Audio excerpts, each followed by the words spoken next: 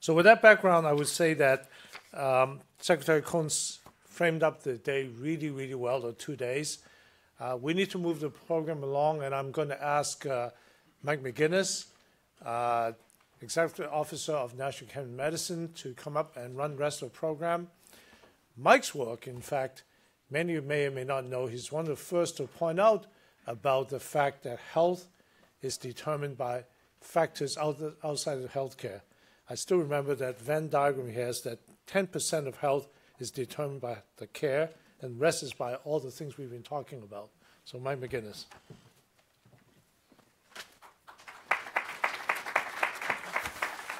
Well, thank you, Victor, and thank you especially to Secretary Cohen for a really wonderful keynote. And I can't help but invite us all to offer another round of applause for Secretary Cohen.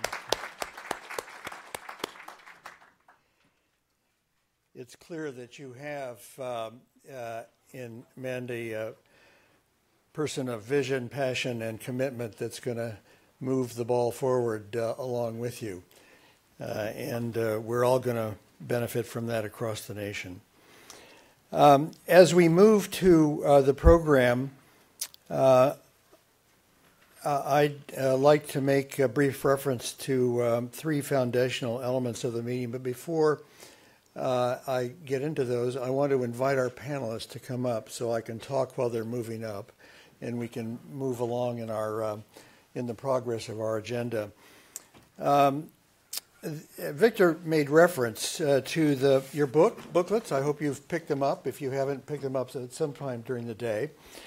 A wonderful job of pulling things together. Includes the agenda, the speakers, the planning committee. Thanks again to the planning committee, and a few resources, including the article that Victor mentioned.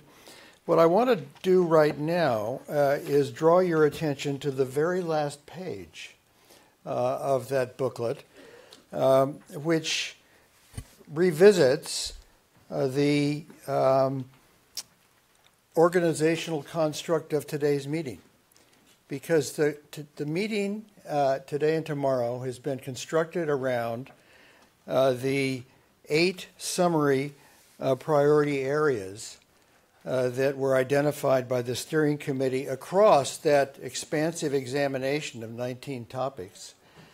Some key elements were identified for special focus, and you'll actually recognize these in many ways because even though it's not noted here, it was noted in Victor's presentation that these 8 issues fall into 2 groupings.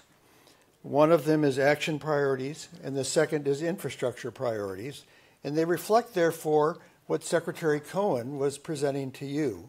And that is, in order to achieve this vision of health, one has to have, a nation and a state and a locality has to have the incentives for action and the infrastructure investments.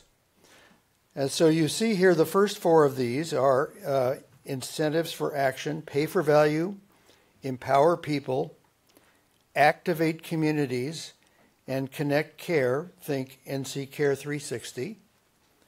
And the second 4 are focused on infrastructure issues. Measure what matters most, modernize your workforce skills, accelerate real-world evidence, and advance science, the research dimension.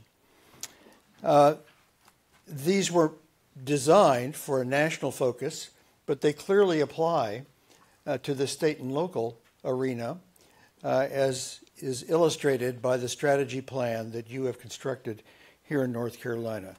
These are the basics. I'm staying with a few of the others from the National Academy of Medicine at a local Hilton down the road.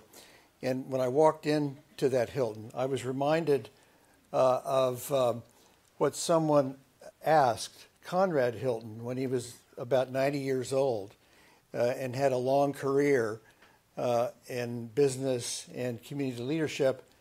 And they asked him, what had he really learned? What was the most important lesson he'd learned throughout these years of business and community experience? And he said, the most important thing I've learned is that you keep the shower curtain inside the bathtub. It's back to basics.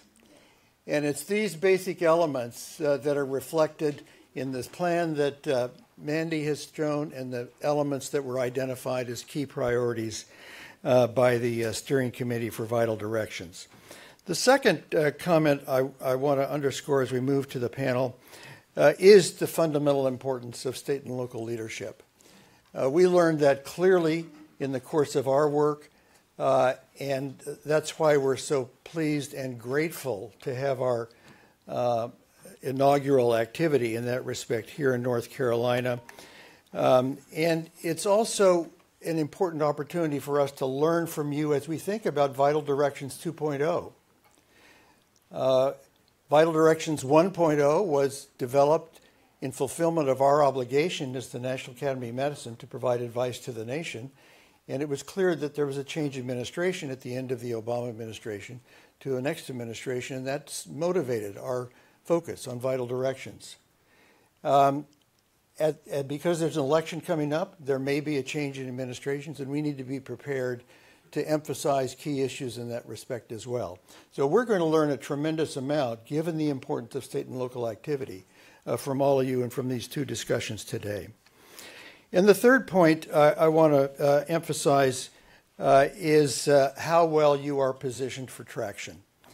It's clear with the governor, the secretary, the key legislators we had here, a wonderful planning committee, a beautiful venue, and incredibly informed participants that you are well positioned for traction.